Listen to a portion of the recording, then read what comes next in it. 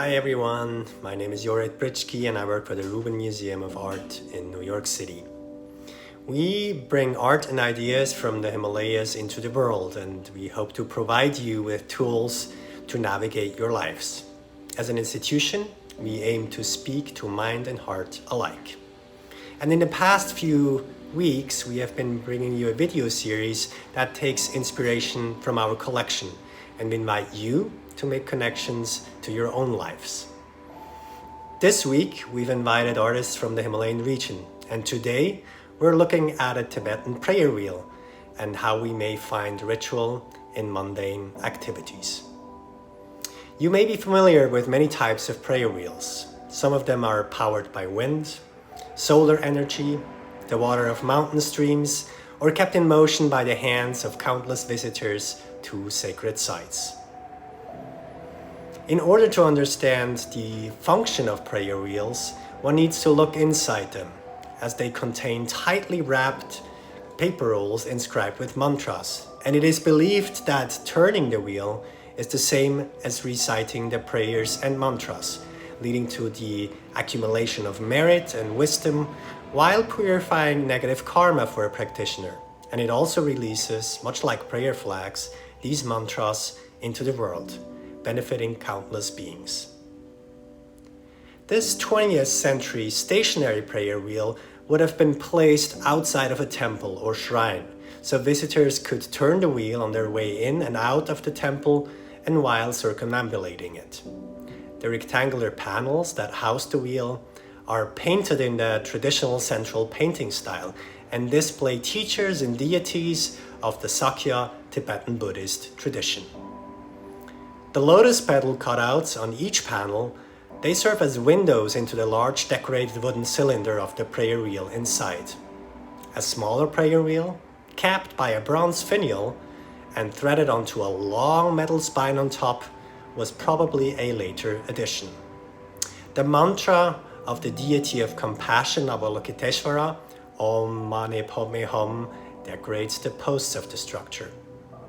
Now, the repetitive act of turning a prayer wheel can be read as an ongoing commitment to purify oneself and benefit others, but we may also find meaning in the commitment to the ritual. Taking inspiration from ritual devotion, artist Youdhistir Maharjan uses painstaking focus and commitment to celebrate each step of his process-oriented artistic practice. Rather than envisioning a finished product, Maharjan uses each moment of an artwork's creation to experience time in a new, expansive way. Small, monotonous, and often labor-intense tasks make a new, profound meaning. And here to speak today more about finding ritual in the mundane is Youdhistir Maharjan. Hi, I'm Youdhistir Maharjan, Youdhi in short. I am a visual artist based between Kathmandu and Boston. I work exclusively with reclaimed books. My art practice involves mundane and monotonously repetitive labor that demand my full commitment and dedication to the process.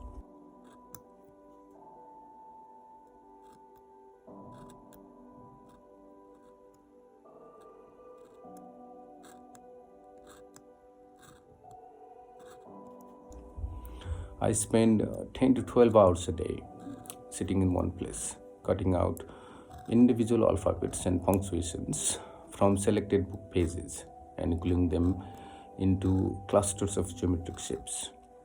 In a way, I've been living under lockdown for many years now. Today, I'm here to share a few minutes of my daily practice with you. Solitude does not separate us. Instead, it brings us closer to ourselves. Silence does not mean lack of noise. Solitude does not mean lack of people. They mean absence of prescribed meanings. And it is in such a state of meaninglessness that we free ourselves from our expectations from the end result and celebrate the journey itself. My practice is ritualistic. You can invent your own rituals. Any mindless act without a goal, expectations, or judgments. Something as mundane as counting stars. handwriting any book, one page a day, without trying to follow this story or judging its characters, or simply going for a walk, not to stay healthy and fit, but to be with yourself. So it can be anything you do by yourself, for yourself, without worrying about finishing them, without trying to accomplish anything in return. Such meaningless acts do not solve your material problems, but they will provide you with the solitude where you can recharge yourself with the positive energy necessary to embrace and deal with the material world. Once we accept and embrace ourselves and the others unconditionally, beyond their pre-assigned meanings and functions, we start seeing ourselves in them. We become one with them. And that is the germinating point for happiness and compassion.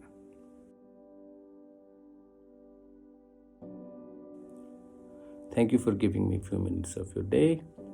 Please feel free to share your thoughts and comments. Namaste.